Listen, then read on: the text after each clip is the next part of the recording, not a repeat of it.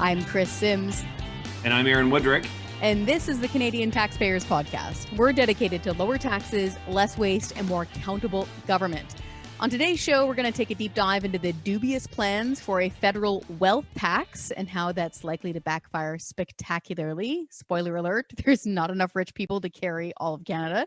And in Waste Watch, we'll talk about the wacky plan the City of Montreal has to spend piles of taxpayer money to create more snow. But first, we've talked a lot about the insane expense accounts that retired governors general get. And we've got a really hot petition going calling on Prime Minister Justin Trudeau to scrap that policy. But last week, there was actually a new poll that came out that showed just how uncool Canadians are with those expensive perks. We've got our federal director, Aaron Wudrick, here today. He's going to talk about the poll and whether it might at long last lead to some change. What have you got for us? Well, thanks, Kris. As you mentioned, we launched this petition a while ago, years ago, calling Justin Trudeau to scrap the crazy expense policy. I mean, it is just, there's nothing else like it. It's $200,000 per year per former governor general for life, no transparency. In fact, it's even crazier. We discovered recently that the policy goes beyond death. So the estate of former governors general can actually claim office expenses for up to 6 months after the passing of a retired governor general. Anyway, given what has happened with the most recent occupier of that office, Julie Payette, it seems that this has really ticked off a lot of Canadians. And Global News recently did a survey out in the field to find out how Canadians felt about these ex-governors general perks, things like their pension and their expense account. I still have a hard time believing that this is even a real policy, these expense policies, and that someone like Payette, who had to resign in disgrace after that big investigation that alleges that she ruled the roost over a toxic workplace, can actually get these kind of perks. So this poll in particular, I'm guessing Canadians are not cool with the perks. Yeah, not cool would be putting it lightly. In fact, to quote the pollster who conducted the poll, Daryl Bricker, who's the CEO of Ipsos Public Affairs, he said, quote, "It's not often we ask a question in which we get 80% of the population agreeing to something." And, he also said that at that level, you're really talking about a really across the board nonpartisan unanimity. And that 80%, what do they agree on? Well, is that Payette should actually lose her pension. And almost as many Canadians agree that neither Payette or any other former governor general should get an expense account. So 72% of Canadians agreed with the statement that they shouldn't get any. In fact, there's only 6% of Canadians who strongly agree that it's appropriate for taxpayers to be footing the bills of former governors general in their retirement. 6%. I didn't know we had that many former governors generals and their best friends to answer the survey. I also saw that Bricker was pointing out that once you get up into this territory, the 72 to 80% range, you're basically talking about a totally nonpartisan across the board agreement. It's pretty remarkable. I don't think you could get Canadians to agree on pizza toppings, but they all seem certain that Payette should definitely lose her pension. Speaking of which, since supporters sometimes ask us this, why aren't we calling on her to lose her pension? That's a great question. And the short answer is it's a lot more complicated to get rid of. We think that should be on the longer term to-do list, but the expense account is it's actually just a policy or a regulation. The cabinet decides on it. In fact, I think I mentioned this in a previous podcast. It was Pierre Trudeau's cabinet that introduced the policy. So we've come full circle now, with his son being pressured to get rid of it. So the takeaway is Trudeau and his cabinet could change it tomorrow if they wanted at the stroke of a pen.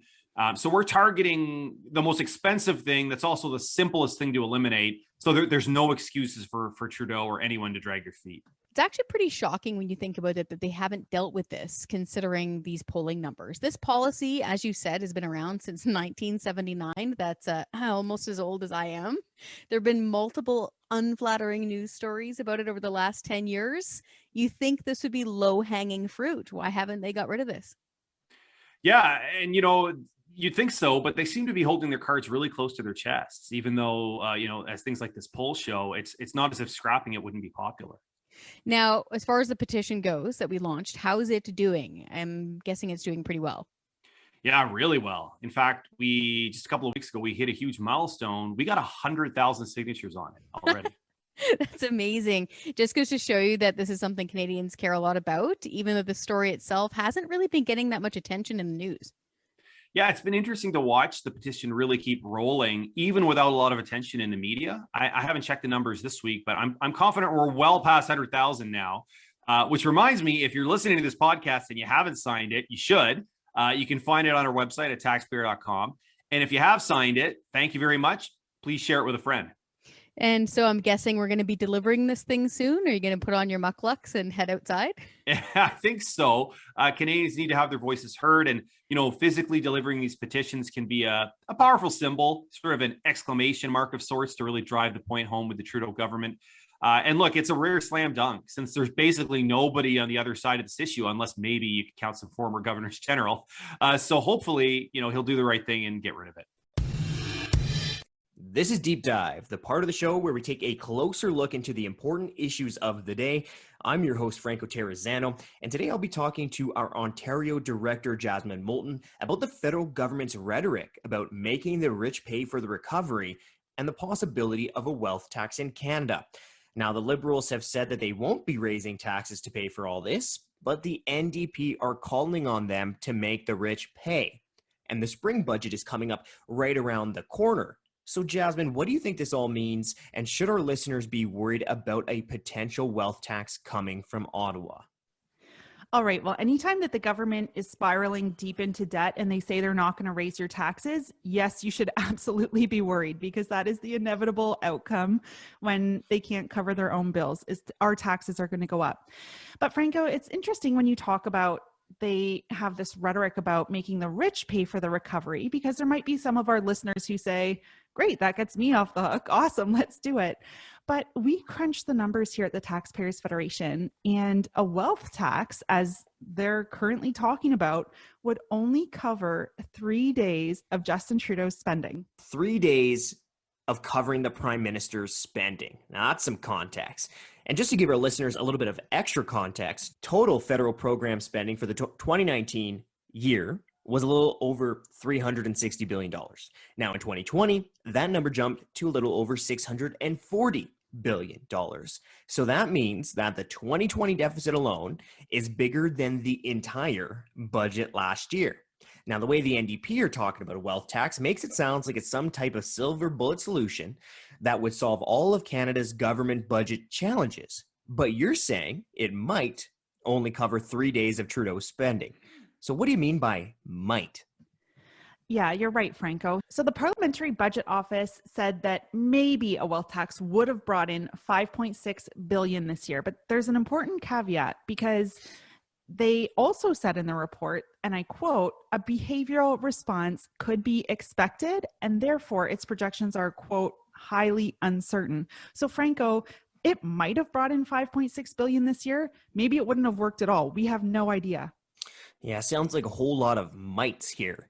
But Jasmine, you've done a ton of homework on this, and you just released an ebook called Why a Wealth Tax Will Hurt Canadians that makes the case against a wealth tax in Canada. So I do want to hear your arguments, but first, could you just briefly explain what a wealth tax would look like, just so we're all on the same page here? Sure. So we're all familiar with income taxes, which you have money coming in, usually on a paycheck, and the government takes a chunk of the money that you have coming in. But a wealth tax is really different in that it would tax your net worth above a certain threshold. So for example, if the threshold was set at $1 million and your net worth, it turned out, was $1.5 million, then they would tax the $500,000 difference at a certain percent. And your net worth can be comprised of anything from your real estate holdings to financial assets or even businesses that you own.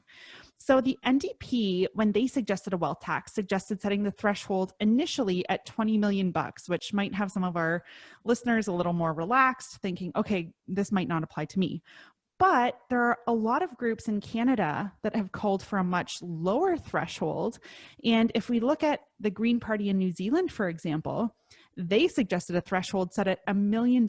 So there's no certainty where the threshold would be set. And $1 million, if you think about it in the Canadian context, The average single detached home in Toronto sells for 1.5 million.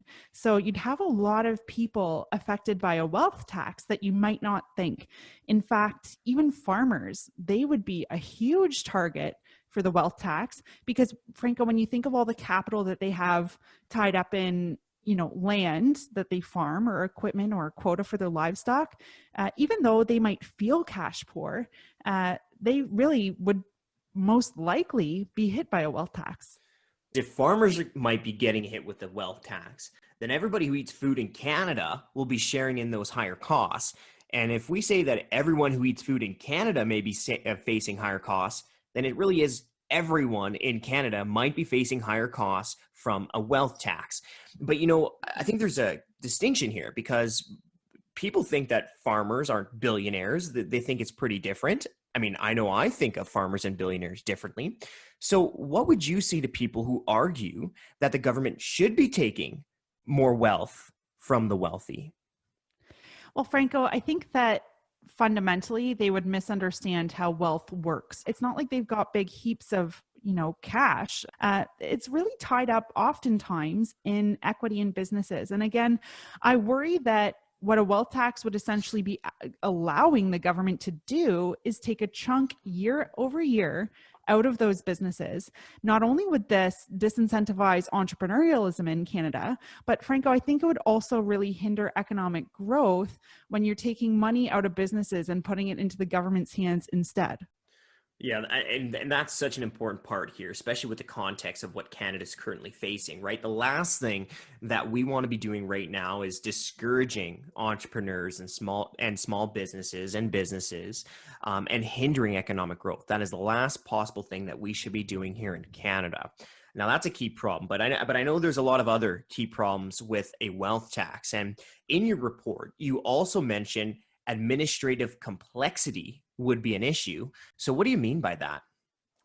All right, Franco, brace yourself. But there's already 40,000 bureaucrats working at the Canada Revenue Agency, CRA, that cost taxpayers over $4.3 billion a year. This is the stuff nightmares are made of, really. But taxing wealth, which is what a wealth tax would do, is so much more complex than the relatively simple task of taxing income, which is what the CRA is currently doing. So we would essentially take an already very bloated government agency, when you compare it to the size of its US counterparts, for example, it's very bloated. We'd be asking them to do something way more complex. They'd have to step into the business of business valuation. Now, I say that this is really complex. There are so many different methods to value a business. All you have to do is watch that show Dragon's Den to see how many different numbers can be thrown across the screen in the course of 5 minutes. So I don't think that we really want to ask the CRA, which is already complicated and struggling enough, to get into this business of business valuation, which is so complex. It would just add to the cost and the number of bureaucrats that we would need working. And this is exactly what would happen. They would say, okay, we think that your business is worth this much.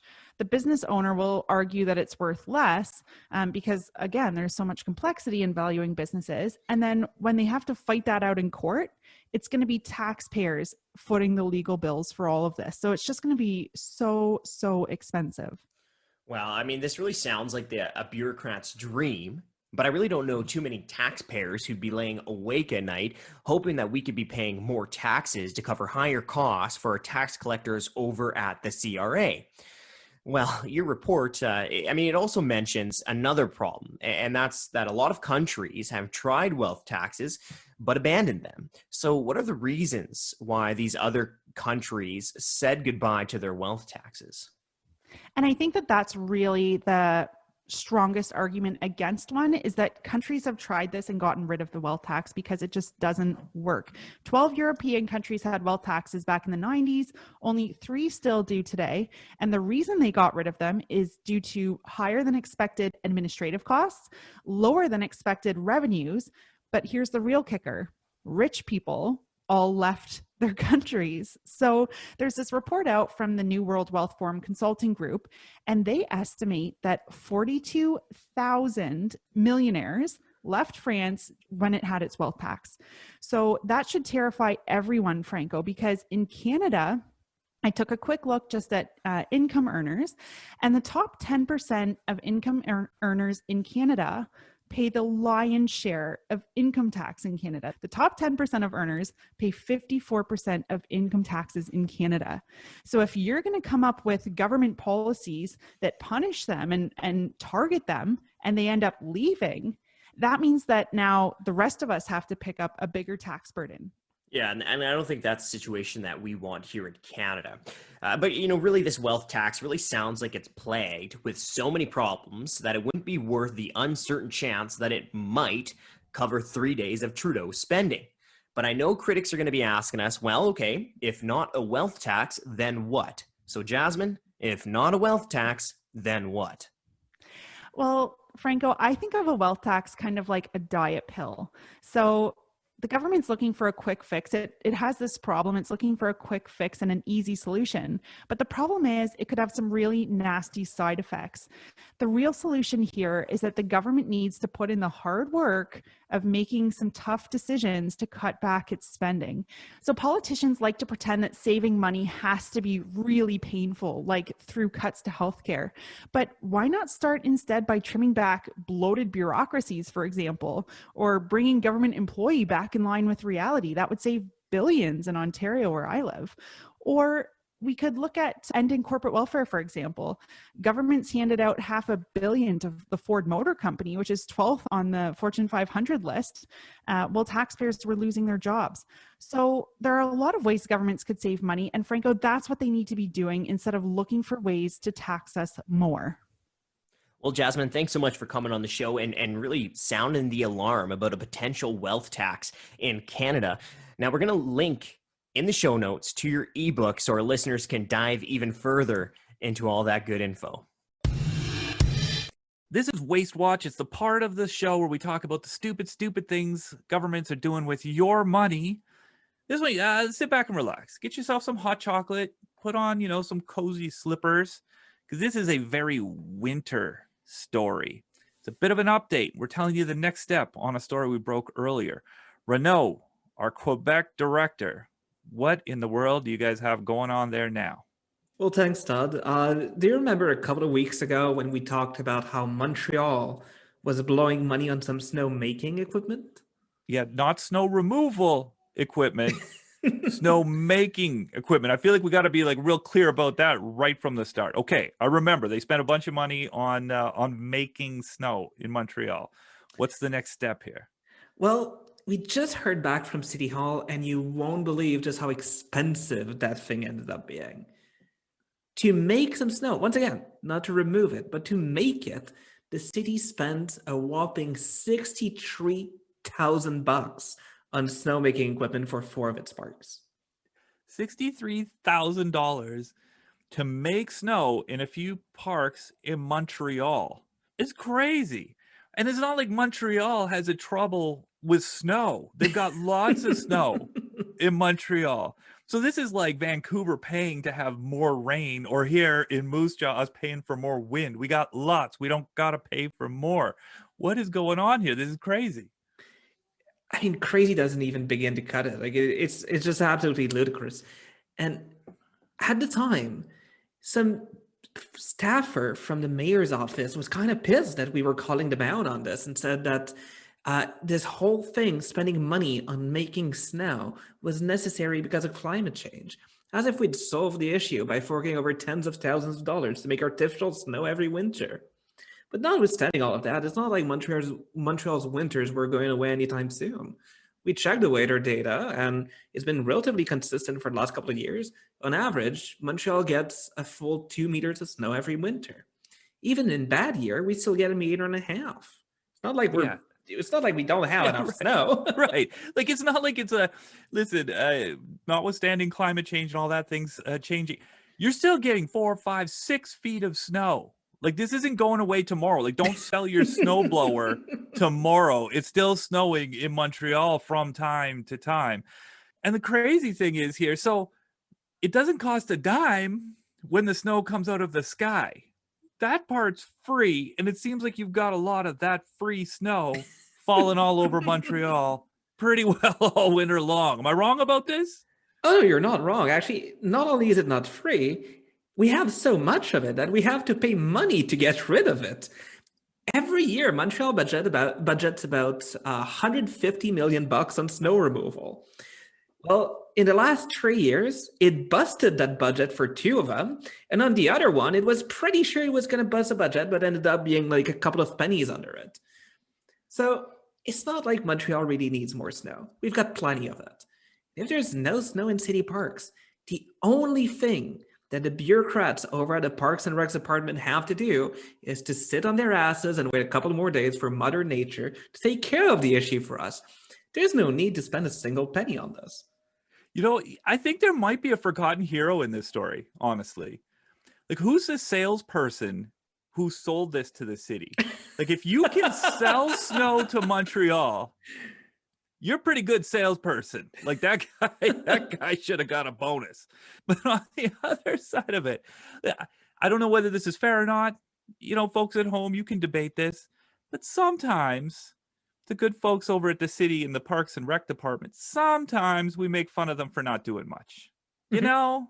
Like, it's not like they're out there, like, you don't walk through the park and see them sweating super hard, breaking up leaves or something. Like, usually it's kind of relaxed pace. Is that fair? I think that's fair to say definitely. that usually you see city Parks and Rec employees working at a relaxed pace. I mean, there's a whole show about this. There's a whole show about this called Parks and Recs. That's exactly what it is. They're not going. I don't see a lot of them with strained muscles often. So usually we make fun of them for not working fast enough. But in this case, they could have used that superpower of procrastination. Just sit around, do nothing, wait for nature to take care of it for you. But what happened in this case? What happened? What would have happened if they did nothing? Well, here's what would have happened. So the city took out the snowmaking equipment on December 29th because, you know, there was a need to get more snow in the parks. Within 72 hours, Montreal would get 20 centimeters of snowfall. So, yeah, they could just have waited a little bit more and the whole problem would have solved itself for free. But here's the kicker. You know that $63,000 bill? That's not for the entire city. That's for just one of Montreal's boroughs. Montreal has 19 boroughs. And some of them have already started sending us more receipts for snowmaking equipment. So it seems like this is only the tip of the iceberg. Tip of the iceberg. I see what you're doing there. You're staying with that icy, snowy motif. Very well coordinated there, Renaud. Well, first of all, thanks a lot for looking into this story. Thanks for staying with it, though. It's really easy to break something and point it out and then forget about it. You're staying on top of it. That's good stuff. If people want to learn more about this, we've got a link in the show notes. Check it out. Well, that's it. That's the show. But for something special, before you go, we actually have a couple of love notes that we've seen from folks who aren't really big fans of ours on social media. Woody's here with me. Woody, do you have a good one? I do. I have one from Twitter where when I had actually tweeted out that very poll that we were talking about today about the Governor General, a fellow named Rebel on Twitter tweeted, quote, "Effing Trudeau got me agreeing with the insane Canadian Taxpayers Federation." So obviously that guy's a big fan of our organization, but just goes to show you that, you know, Mr. Trudeau's position, he's unifying people, Kris. He's unifying people who hate the CTF and the CTF with his dumb policy of not getting rid of this Governor General expense account. I love it when that happens. I think Naomi Klein agreed with you once too. Yes, and she said N times, I believe, which is true. So fabulous. Well, I've got this one person on Twitter. So I did this quick stand-up video in front of a bunch of pickup trucks complaining about how expensive the carbon tax is, especially because it's so cold out right now. We need to use, for example, oil and gas to get around and not freeze to death. So I did a quick stand-up in front of a bunch of trucks. And so this person was not happy with me and said on Twitter, "Karen is wearing a $1,000 outfit and doesn't understand who the carbon tax affects the most. Plus, she doesn't care about her great grandbabies. # climate action." The reason why this one's super funny is one, I don't have $1,000 outfit anywhere in my house. And two, the toque I'm wearing in that video is literally from the dollar store. So thank you so much, Twitter. Fashion icon, Kris Sim. I really am. Thanks so much for listening to the show. Be sure to share it with your friends. Yep, and thanks to Jimbo, as always, our in-house journalist, James Wood, for helping get this podcast rolling.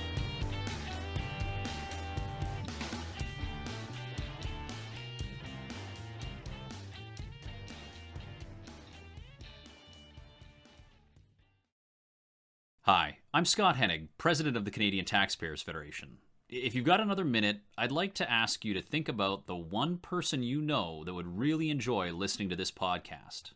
Do us a favor and do them a favor and send them a quick note to let them know about it. At the Canadian Taxpayers Federation, we believe there is power in numbers. That's why we've worked so hard to build an army of taxpayers who are ready to push back. And we did it because people like you shared our work with that one person that they knew would really appreciate taking part. Thanks for listening, and thanks for doing your part to make Canada a better place.